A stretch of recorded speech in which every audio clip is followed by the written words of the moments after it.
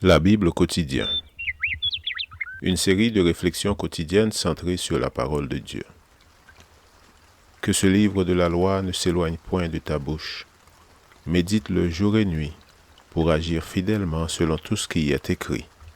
Car c'est alors que tu auras du succès dans tes entreprises. C'est alors que tu réussiras. Josué chapitre 1, verset 8.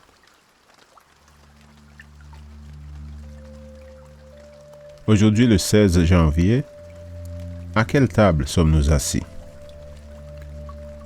Enfin, il apparut aux 11 pendant qu'ils étaient à table, et il leur reprocha leur incrédulité et la dureté de leur cœur, parce qu'ils n'avaient pas cru ceux qu'il avait vus ressusciter.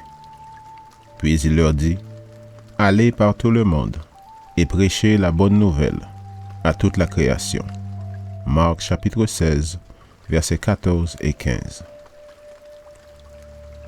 On a dit que l'homme n'a pas été créé pour rester assis, mais pour se mouvoir. Certains croient que rester assis est la cause principale de bien des maladies, car cette position entrave le bon fonctionnement de l'organisme.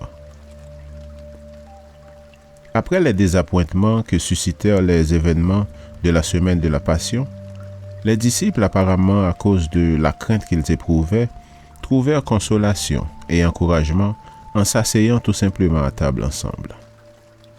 Pourtant, cette inactivité fut la cause qu'ils perdirent de vue le mandat donné par Jésus. Aller par tout le monde et prêcher la bonne nouvelle. L'inactivité les rendit cyniques. Ils eurent du mal à croire en de simples vérités, cependant si évidentes. Ils ne crurent pas en la nouvelle de la résurrection de Jésus. Ils étaient non seulement dans l'incapacité de croire, mais l'inactivité avait endurci leur cœur. Malgré l'état dans lequel ils se trouvaient, le Seigneur ne les rejeta pas. Il revint les voir pour leur donner des raisons de vivre.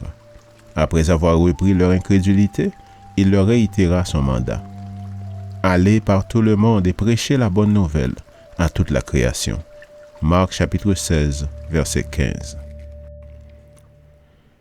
Il nous est facile d'accepter Christ, puis avec le passage du temps, de perdre de vue l'importance de notre raison d'exister. Lorsque la servante du Seigneur indique dans le ministère de la guérison, page 79, que tout vrai disciple est né dans le royaume de Dieu comme missionnaire. À peine a-t-il lié connaissance avec le Sauveur qu'il désire en amener d'autres à le connaître. C'est pour nous aider à comprendre que l'inactivité spirituelle tend à nous conduire à l'incrédulité et plus gravement encore à l'endurcissement du cœur, selon l'expression du Christ. Que de défis surgissant au sein de l'Église que nous aurions pu éviter si nous ne nous étions pas contentés de nous asseoir à table comme les disciples. Lorsqu'on a savouré la grâce rédemptrice et qu'on ne s'active pas à la proclamer, on a tendance à agir comme Simon le magicien, qui, quoique baptisé dans l'Église, cherchait à se servir de ses connaissances limitées dans d'autres buts.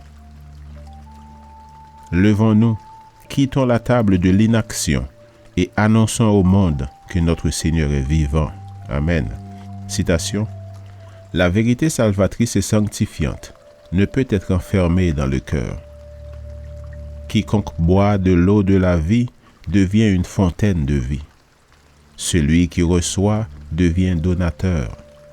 Nous recevons en accomplissant ce travail une plus grande bénédiction que si nous travaillions uniquement pour nous-mêmes. C'est en œuvrant à répandre la bonne nouvelle du salut que nous sommes conduits près du Sauveur. Fin de citation.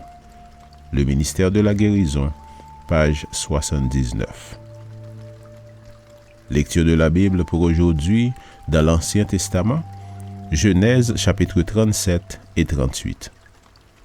Et dans le Nouveau Testament, Marc chapitre 16. Merci d'avoir écouté. Je vous souhaite de passer une excellente journée avec Jésus. À la prochaine!